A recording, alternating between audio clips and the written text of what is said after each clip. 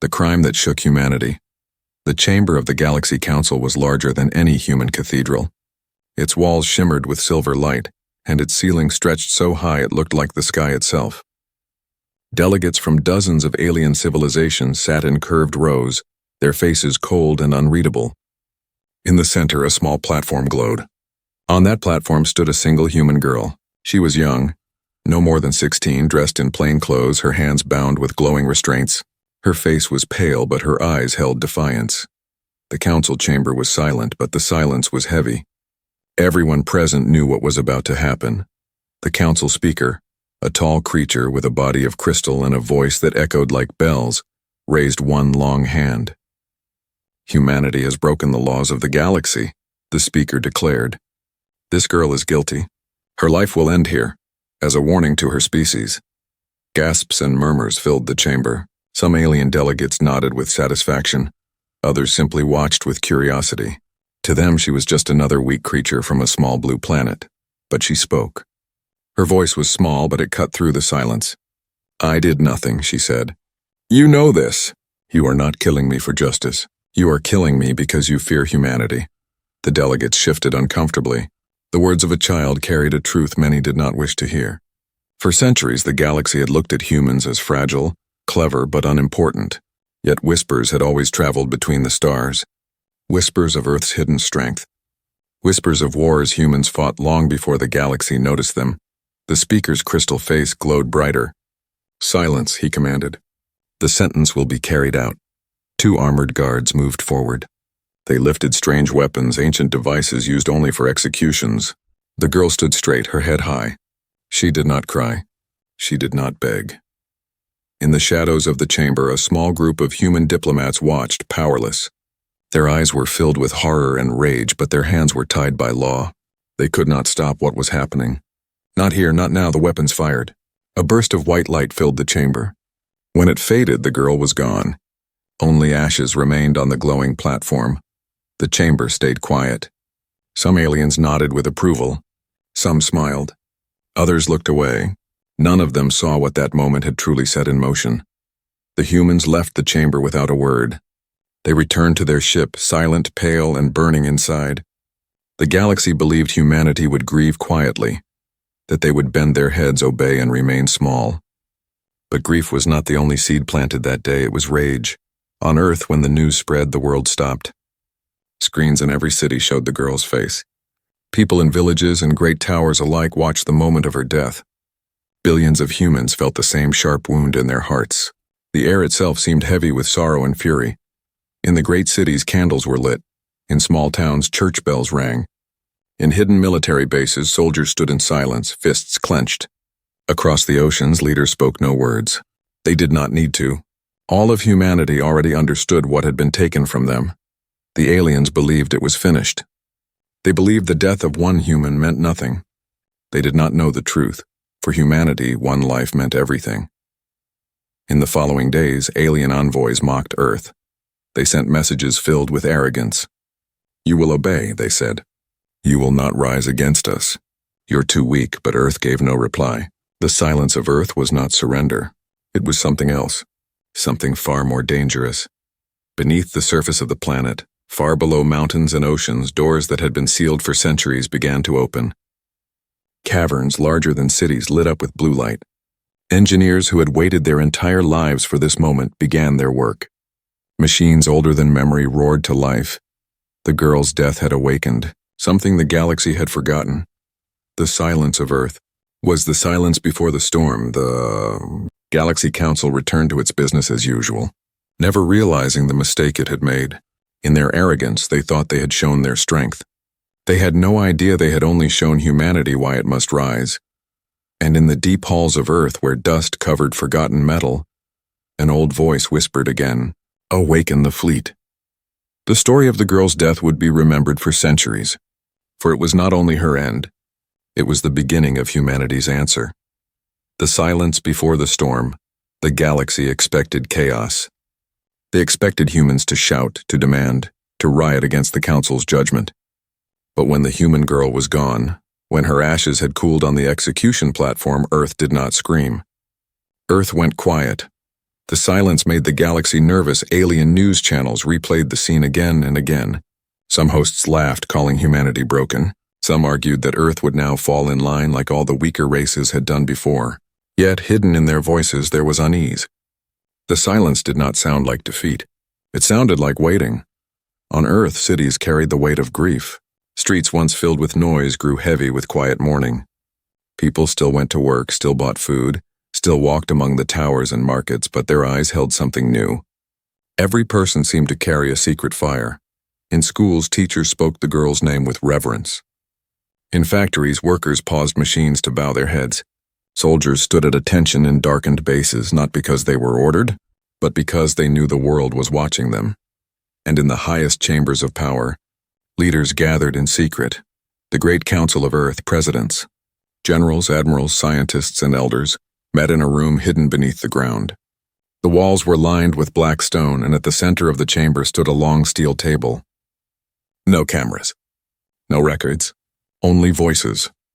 The oldest among them, a general with silver hair and eyes sharp as blades, spoke first.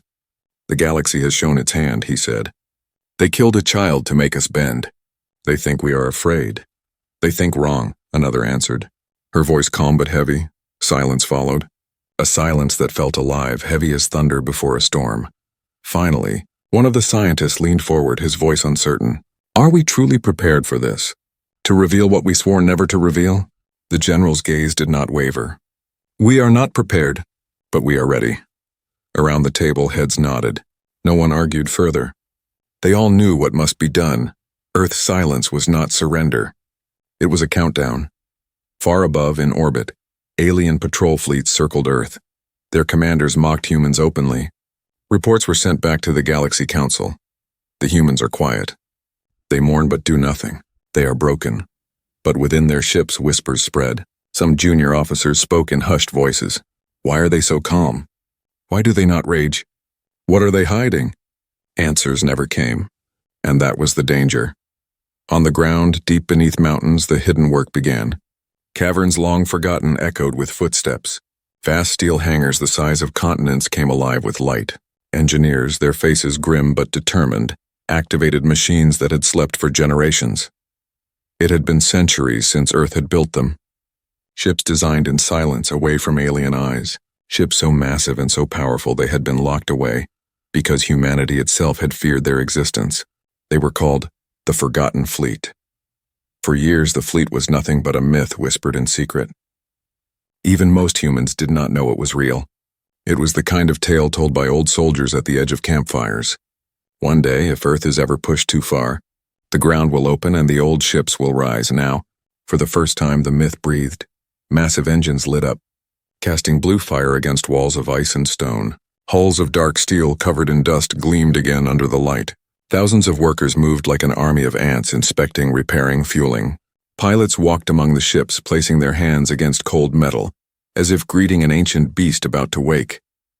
But Earth told no one, not even its allies. To the galaxy, the silence continued.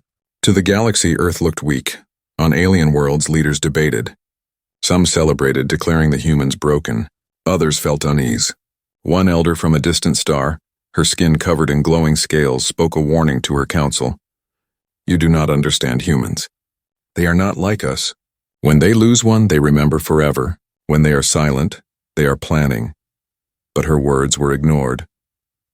In the Galaxy Council chambers, the Speaker of Crystal stood before the assembly once more. "The humans accept their place," he announced. "The lesson is learned. There will be no resistance." The chamber erupted in agreement. Cheers filled the hall.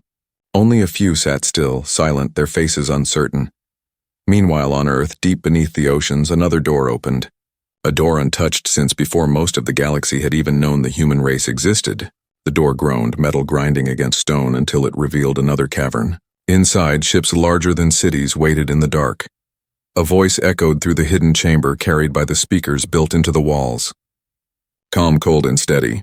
It is time, and so the silence stretched on. To the galaxy, Earth seemed broken, weak, and defeated. But the truth was far more dangerous. The silence was not weakness, it was the silence before the storm. The Forgotten Fleet awakens deep under the crust of Earth, where sunlight had never reached. The silence of centuries ended. Caverns the size of cities shook as ancient machines rumbled awake. For generations they had slept in the dark, sealed away by human hands that once feared their own creations. Now with a single order they stirred. The ground itself trembled. Mountains quivered. Oceans above rolled with unseen waves. Doors larger than skyscrapers slid open with a sound like thunder. Behind them titans of steel waited. The ships were colossal, darker than night, sharper than blades. Their hulls carried scars from forgotten tests, their surfaces covered in layers of dust and frost. As engineers cleared the debris, the ships glowed faintly with blue light.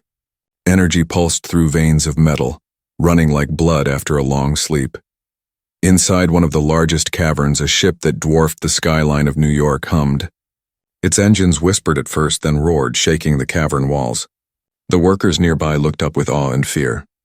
They were trained for this day, yet even they could not believe what they were seeing. One whispered softly, almost to himself, the legends were true. The forgotten fleet was real.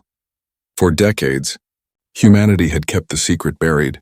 Scientists had designed the ships in silence, hidden under layers of false projects and erased records. Soldiers had trained in secluded bases, never knowing what war they might fight. Leaders had sworn oaths never to unleash these weapons unless humanity itself faced destruction. Now, with the death of a single girl, the oath was broken. Above ground, life continued as normal. Streets bustled, children went to school, markets stayed alive. The galaxy's spies reported nothing unusual. To them, Earth was grieving quietly. To them, Earth remained broken. But beneath their feet, the heartbeat of war grew stronger. In a hidden hangar beneath the Sahara Desert, lines of smaller ships rolled forward. Sleek, fast, designed for interception, they gleamed under bright white lights. Pilots climbed aboard, their hands steady, their faces calm. Many were young, yet none showed fear. Each of them knew what was at stake. A commander walked down the line, his boots echoing on steel. He stopped at each cockpit, placing his hand on the hull as if blessing the ship. Remember, he told them, this is not vengeance. This is survival. They think we are weak. Show them what humanity becomes when it is cornered. Far away, in Antarctica, the ice cracked as massive platforms rose from beneath glaciers. Icebergs split apart as structures hidden for centuries lifted into the frozen air. Towers of steel emerged, bristling with weapons that glowed like suns. The world above thought it was just shifting ice, but those who knew felt the ground shake beneath their feet. Even Earth itself seemed to sense what was happening. Storms gathered, winds howled, lightning tore through the skies. It was as if nature itself prepared for the storm humanity was about to release. Meanwhile, alien patrols around Earth carried on their routines. Their scanners swept the surface. Their crews joked about human weakness. One captain, a reptilian officer with scales like iron, smirked at the planet below. They mourn nothing more, he said. Their silence is our proof. But then his second officer frowned at the readings. Captain, I detect something strange. Energy deep below the surface. It is faint, but unnatural. The captain dismissed it with a laugh. Glitches. Their planet is unstable, nothing more. But the younger officer did not look convinced. She stared at the planet as if it were watching her back. In secret, Earth's leaders tightened their grip. Communications were sealed. Orders were delivered in silence. The world's armies moved quietly, without fanfare, without speeches. Soldiers boarded hidden transports. Engineers fueled reactors buried beneath oceans. And everywhere the same words echoed like a prayer. Awaken the fleet. One by one the ships came alive. Their engines lit with blue fire. Their cannons powered with deep vibrating hums. The caverns shook as thousands of voices, human voices, sang in unison. Not songs of celebration, but of readiness. Humanity had always been a species of memory. They remembered pain. They remembered loss. And now they remembered rage. The first ship rose. Slowly, its massive bulk pushed against gravity. Dust fell from its hull as its engines burned hotter. It climbed, up through hidden shafts carved in mountains, up through oceans disguised by false maps. When it broke the surface, the world held its breath. A leviathan of steel floated above the waves. It stretched longer than any alien dreadnought, its shadow darkening the sea. Birds scattered into the sky as the ship's weapons glowed faintly, hungry for the stars. Then another rose. And another. From deserts, from ice, from beneath forests and oceans, the fleet emerged. Hundreds of ships, thousands of vessels, all lifting into the sky. For the first time in history, Earth's full strength revealed itself. Above the planet, the alien patrol fleets froze. Their scanners screamed warnings. Their officers stumbled to their stations, eyes wide, voices breaking. Reports flew across comms filled with panic. This cannot be. These ships, this power, it should not exist. But it did. And it was only the beginning. The forgotten fleet was awake, and the galaxy, which had laughed at human weakness, was about to learn what silence had been hiding. The galaxy's first shock. The galaxy had laughed at humans. They had called Earth fragile, a world of dreamers, builders, and storytellers, but never warriors. For centuries, the Galaxy Council believed they controlled the fate of humanity with laws and threats. Now, as Earth's sky filled with shadows of rising titans, the galaxy finally saw the mistake it had made. The forgotten fleet moved like a storm, hundreds of warships, their hulls gleaming like black glass lifted into the void. Some were so large they could carry entire cities within. Others were sleek hunters darting between the giants like wolves among lions. Together, they formed a wall of steel and light that stretched across the heavens. Alien patrol fleets orbiting Earth were the first to witness it. Their scanners blared in alarm, lights flashing red. Crews scrambled, shouting over one another. Multiple contacts, hundreds. Their sizes, impossible. These readings cannot be real. The patrol commander, a reptilian officer with scales of bronze, stared at the display. His jaw hung open, his pride shattered. Only hours before, he had mocked Earth's silence. Now the silence answered with a roar greater than any fleet he had ever seen. "Retreat," he shouted. "Signal the Council. Earth is armed." But retreat was not easy. The first human ships turned their weapons outward. Energy swelled along their sides, gathering in barrels that glowed with white fire. The sound was not like thunder, but something deeper, a vibration that shook bones even across the void. Then they fired. A single blast tore through space, striking the alien patrol's lead cruiser. The ship disintegrated in silence, its pieces scattering like burning ash. The explosion lit the orbit of Earth with a cold blue flame. Alien crews screamed over open channels. The humans did not respond. They advanced. One by one, more alien ships were cut apart, their armor melting under weapons they had never seen before. No known fleet in the galaxy carried firepower like this. It was as though humanity had hidden a god's arsenal beneath their soil. From orbit, the sight was unforgettable. A planet once thought small and weak had released monsters of steel that dwarfed even the oldest dreadnoughts. For the first time, alien officers whispered the unthinkable. "We cannot win." But Earth's fleet did not destroy all of them. They left survivors. It was no accident. It was a message. The human commander and admiral whose voice carried across the vast comms spoke only once. His words were calm, cold, and final. "You killed one of ours. Now you will remember us all." The survivors fled. Their ships burned, their formations shattered, but they fled with eyes wide in terror. They would carry the story back. They would spread the truth. Earth was no longer what the galaxy thought it was. On distant worlds, news of the battle arrived like a storm. Alien citizens gathered in markets, staring at holoscreens. They watched the replay of human warships rising from oceans, bursting through clouds, destroying patrol fleets with weapons of impossible scale. Some laughed nervously, saying it was fake. Some trembled in silence. Some called for immediate war before humanity could grow stronger. But many others, those who had always doubted the arrogance of the Galaxy Council, watched with quiet fear. And in the chambers of the Council itself, chaos reigned. Delegates shouted over one another, their voices echoing off walls of silver and crystal. "This is an outrage. They were never supposed to have such power. We must strike before they strike us." But others trembled, their courage gone. "You do not understand. If these ships are real, and they are, then humanity is not just another race. They are something else. Something older. Something we never saw coming." The speaker of crystal, shaken for the first time in memory, slammed his hand down. The sound echoed like shattering glass. "Silence," he demanded. "We will not let one planet defy the order of the galaxy. They will be crushed." But even his voice carried doubt. Back on Earth, the fleet gathered in low orbit.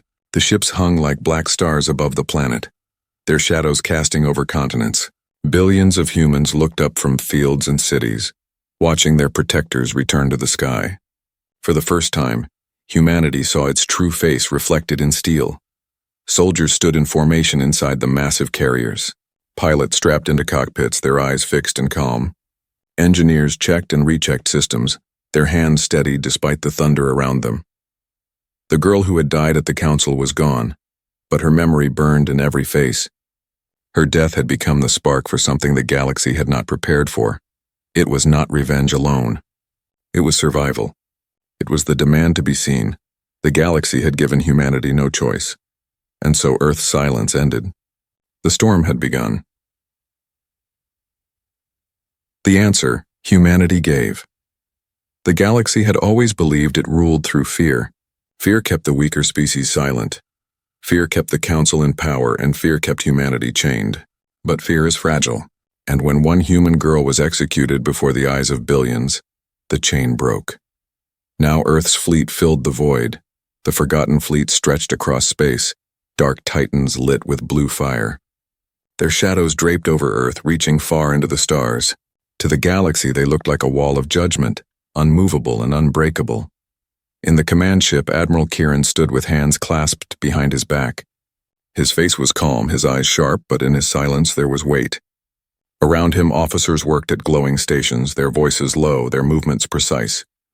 They were not afraid. They were resolved. A communication request came through, direct from the Galaxy Council. The chamber of silver and crystal appeared as a hollow in the command room. The delegates leaned forward, their faces twisted with fury and fear. "You dare raise weapons against us?" the speaker thundered. "You break every law of the stars. Do you wish for the destruction of your people?" For a moment, Admiral Kieran said nothing. Then he stepped forward, his voice steady as steel. "You already destroyed us. You killed a child not because she was guilty, but because she was human. You wanted to break us. Instead, you woke us." The chamber erupted in shouts, but Kieran's voice cut through them all. "Listen well. We are not your subjects. We are not weak. We are humanity, and we do not kneel. You took one of ours. And for that, we will show you all of us." With a gesture, he cut the channel. Then the fleet moved. The first wave of ships surged forward, breaking formation like wolves leaving the hunt. Their weapons ignited with blinding light. Alien patrol fleets scrambled to resist, but their efforts were in vain. Human ships tore through them like storms, ripping through fragile glass. Dreadnoughts that once ruled the galaxy cracked under weapons older than the Council itself. Alien soldiers watched in horror as entire squadrons disappeared in seconds. Comms filled with desperate cries. "They are everywhere. Our shields are breaking. They fight like no species we have ever seen." But humanity did not fight to destroy. Humanity fought to remind. At key moments, the human fleet pulled back, letting survivors escape. Every alien who fled would carry the same story home. Earth had awakened, and nothing would ever be the same. Meanwhile, on Earth, people filled the streets, looking to the skies where the fleet's shadows stretched. They did not cheer. They did not celebrate. They watched in silence, their grief still heavy but their pride burning bright. The girl who had been taken from them was gone, but she was not forgotten. Her face appeared on banners, on screens, on walls. She had become more than one life. She had become the heart of all humanity. In hidden bases, leaders watched the battle unfold. Some felt satisfaction. Others felt sorrow that it had come to this. But all understood there was no turning back. Humanity had stepped onto the stage of the galaxy, and the galaxy would never ignore them again. In distant systems, alien citizens watched the news. Many trembled in fear. Others whispered in awe.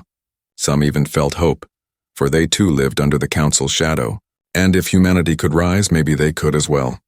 In the Council chambers, panic spread. The speaker's crystal body flickered, cracks forming as his anger grew. "They cannot be allowed to continue," he cried. "If humanity rises, the order of the galaxy collapses." But another delegate, an elder with eyes like molten gold, spoke softly. "Perhaps the order was broken the day we killed their child. Perhaps humanity is not the danger. Perhaps it is the answer." Her words silenced the chamber. For the first time, the Council itself felt the weight of its crime. Back in orbit, the battle slowed. The last alien patrol ships limped away, leaving wreckage behind. The forgotten fleet remained untouched, their formation unbroken, their power undeniable. Admiral Kieran stood at the command window, looking out at the stars. His officers waited, expecting more orders, but none came. He simply spoke into the silence. They will remember this day, not because we destroyed them, but because we endured, because we answered. The fleet shifted, not chasing the survivors, but holding position like sentinels of steel. Humanity had sent its message. Humanity had given its answer. The galaxy had taken one life. Earth had shown it carried billions more. And so the storm settled into silence once again. But this silence was different. It was not the silence of weakness. It was the silence of power, the silence of a predator that had finally shown its teeth. From this day forward, the galaxy would never look at Earth the same. They would never again call humanity small. Because when the galaxy killed one human girl, Earth gave its answer. And that answer was the fleet.